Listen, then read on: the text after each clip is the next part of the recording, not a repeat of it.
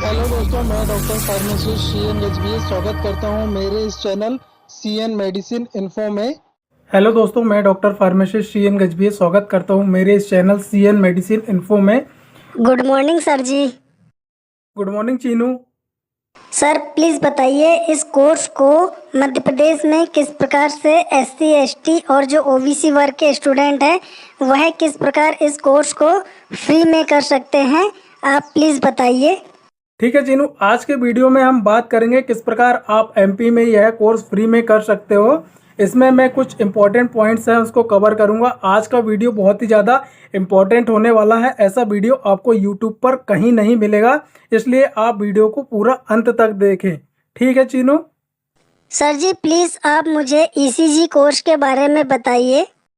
Electrocardiogram course होता है, यह पैरामेडिकल कोर्स होता है। इसमें क्या होता है, हार्ट बीट जो होती है, कार्डियक रिदम जो होता है, वो उसमें क्या होता है, ECG की जाती है। हार्ट रेट मापना और कार्डियक रिदम जो होता है उसको मॉनिटर करना इसमें सिखाया जाता है ECG में।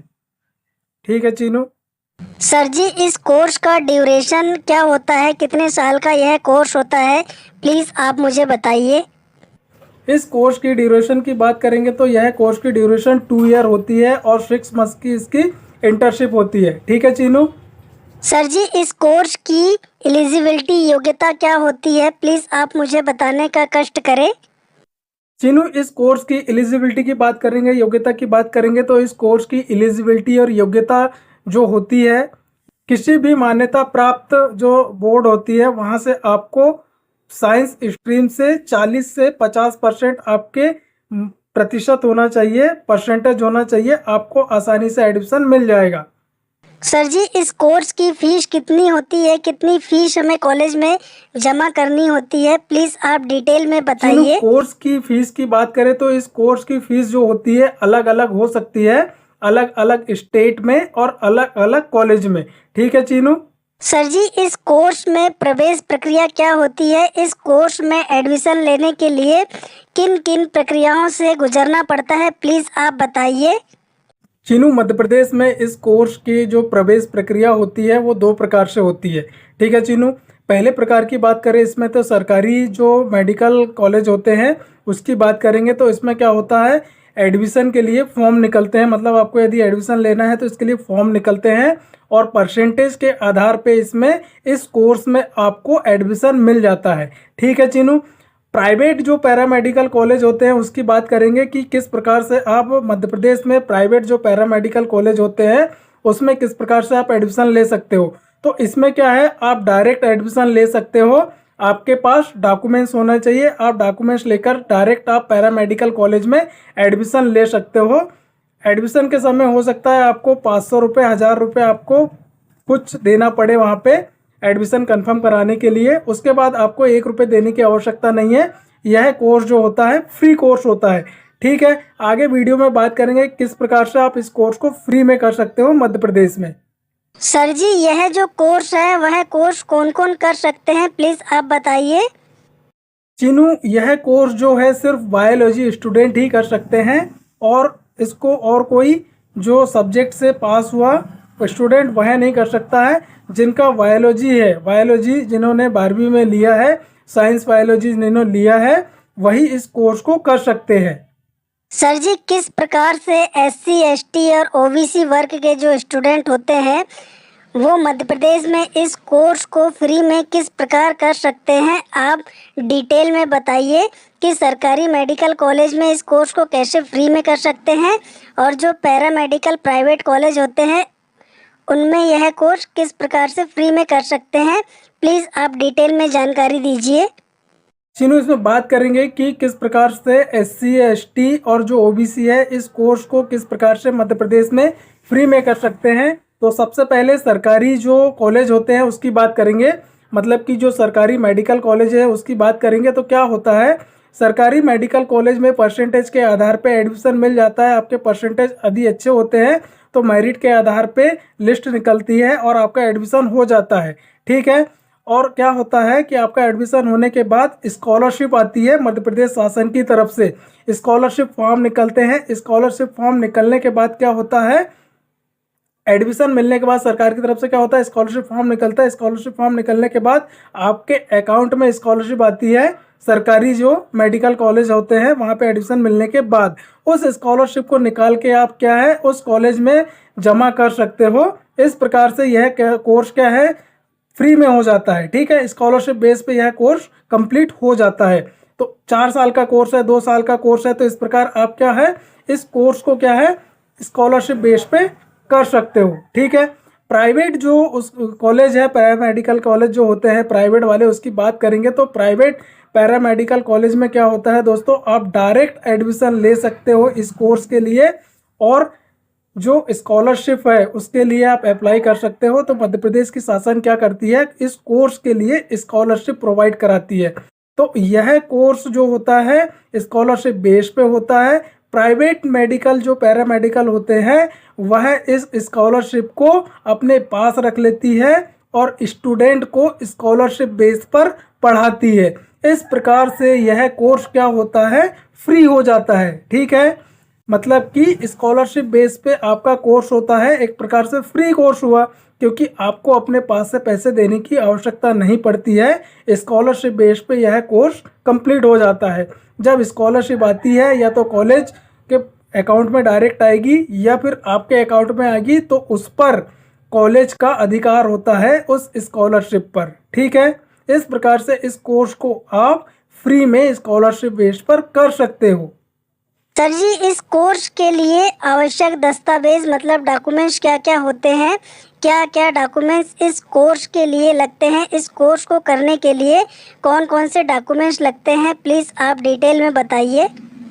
एडमिशन के लिए दस्तावेज की बात करेंगे कि क्या क्या डॉक्यूमेंट्स लगते हैं। तो डॉक्यूमेंट्स में 10वीं की मार्कशीट, 12वीं की मार्कशीट और टीसी माइग्रेशन सर्टिफिकेट होना चाहिए। आपका आधार कार्ड होना चाहिए, बैंक में आपका अकाउंट होना चाहिए, बैंक नंबर लगेगा।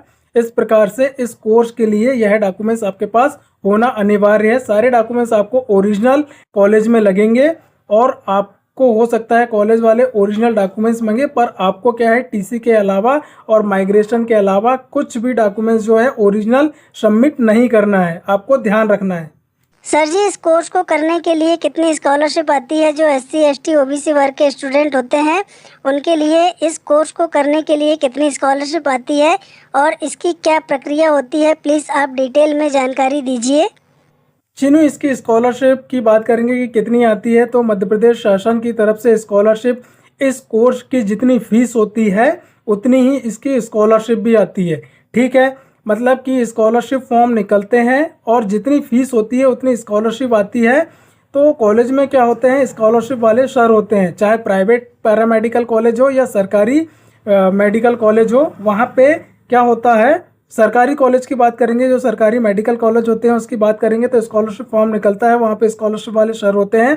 आपको सारे डॉक्यूमेंट्स की जो है फोटोकॉपी आपको उनके पास सबमिट करनी पड़ती है और ऑनलाइन जो है स्कॉलरशिप फॉर्म निकलता है, उसको फिल करने के बाद आप उन डॉक्यूमेंट्स को कॉलेज में जमा कर सकते हो या फिर अपने कलेक्टेड ऑफिस में आदिम कल्याण जाति विभाग होता है वहाँ पे जाके आप स्कॉलरशिप का फॉर्म सबमिट कर सकते हो।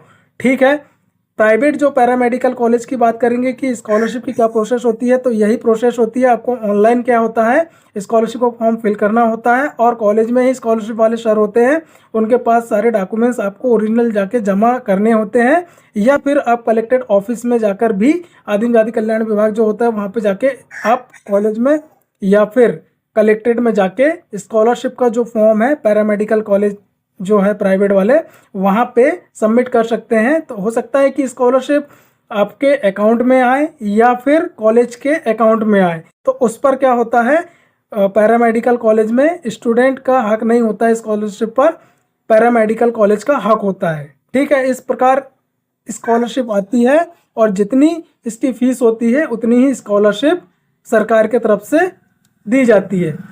आपको ध्यान रखना है कोर्स में एडमिशन लेने से पहले, यह जो है फ्री कोर्स जो होता है यह कोर्स फ्री सिर्फ SC ST और OBC जो स्टूडेंट होते हैं उनके लिए होता है। जनरल वाले फीस देकर इसमें एडमिशन लेकर स्टडी कर सकते हैं। सर जी, मैंने सुना है कि डबल स्कॉलरशिप भी आती है इस कोर्स को करने के लिए, जिसे आवास स्कॉलरशिप कहा जाता है, रूम रेंट स्कॉलरशिप कहा जाता है। क्या मध्य प्रदेश की सरकार की तरफ से आवास स्कॉलरशिप, रूम स्कॉलरशिप जिसे कहा जाता है, वह भी दी जाती है? यदि दी जाती है तो प्लीज़ आप इसकी जानकारी मुझे डिटेल में दीजिए। हाँ चीनू, तुमने सही सुना है।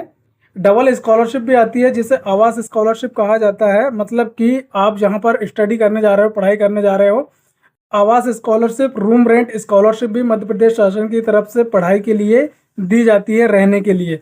एग्जाम्पल की बात करेंगे, जैसे कि आपका मकान, पैतृक मकान, एक ज़िले से दूसरे ज़िले में आप पढ़ाई करने के लिए जा रहे हो और वहाँ पर आपका कोई पैतृक मकान नहीं है, तो रूम से रहकर आप पढ़ाई करते हो, तो वहाँ पर क्या होता है, मध्य प्रदेश के शासन की तरफ से इस कोर्स के लिए रूम आवास स्कॉलरशिप जिसे कहा जाता है, वह प्रोवाइड की जाती है। मतलब कि पर मंथ आपको 2,000 रुपये, मतलब कि 12 महीने आपको 24,000 रुपये मिलेंगे इसमें पर मंथ। मतलब कि पर मंथ 2,000 रुपये और एक साल का आपको 24,000 रुपये। यह स्कॉलरशिप आपके अकाउंट पे आती है और इसका अलग से फॉर्म निकलता है जिसे आवास स्कॉलरशिप, रूम रेंट स्कॉलरशिप कहा जाता है।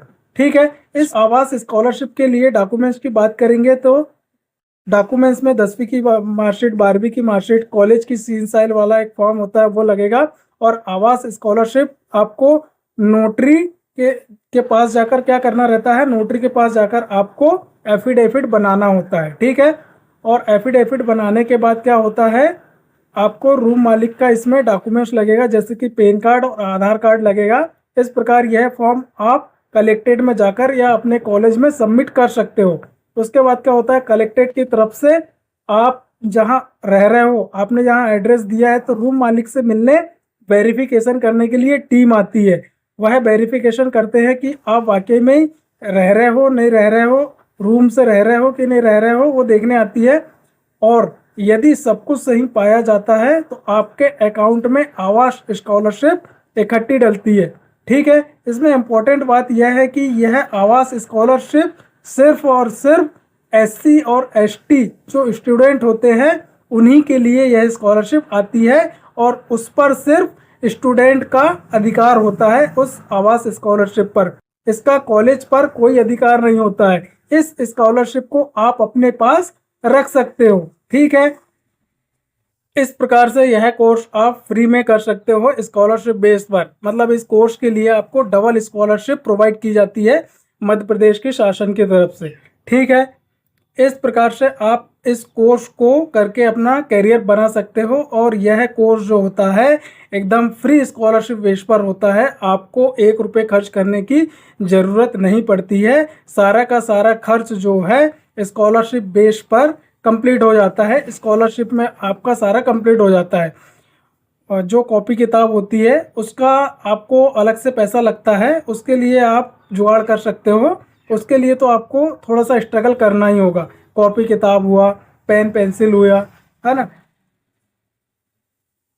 किताबें जो होती है लाइब्रेरी में मिलती है। लाइब्रेरी में क्या होता है, कुछ अमाउंट जमा करके आप उसमें स्टडी कर सकते हो। और स्टडी करने के बाद जब आपका कोर्स कंप्लीट हो जाता है तो वह जो आप लाइब्रेरी में कुछ अमाउंट जमा किए हो वो रिटर्न हो जाता है। इस प्रकार से आप इस कोर्स को फ्री में करके अपना कैरियर बना सकते हो। मेरे तो सारे प्रश्न के उत्तर मुझे मिल गए। आपको यदि कोई प्रश्न पूछना है तो सर से आप कमेंट्स करके पूछ सकते हैं। आपको यदि किसी भी प्रकार का डाउट्स हो तो आप कमेंट्स बॉक्स में कमेंट्स करके मुझसे पूछ सकते हैं। मैं आपको कमेंट्स बॉक्स में आपके द्वारा पूछे गए प्रश्न का उत्तर जरूर दूंगा। उम्मीद करता हूं दोस्तों कि मेरे द्वारा दी गई जानकारी आपको अच्छी लगी होगी। मेरा वीडियो आपको अच्छा लगा होगा। मेरा वीडियो आपको अच्छा लगा तो प्लीज़ आप मेरे वीडियो को लाइक करें, शेयर करें, कमेंट्स करें। और यदि आप मेरे चैनल पर नए हो तो प्लीज़ आप मेरे चैनल को सब्सक्राइब कर बेल आइकन के बटन को प्रेस कर दें, ताकि आने वाले समय में जब भी कोई नया वीडियो अपलोड करूँ तो उसका नोटिफिकेशन सबसे पहले आपको प्राप्त हो। थैंक यू दोस्तों।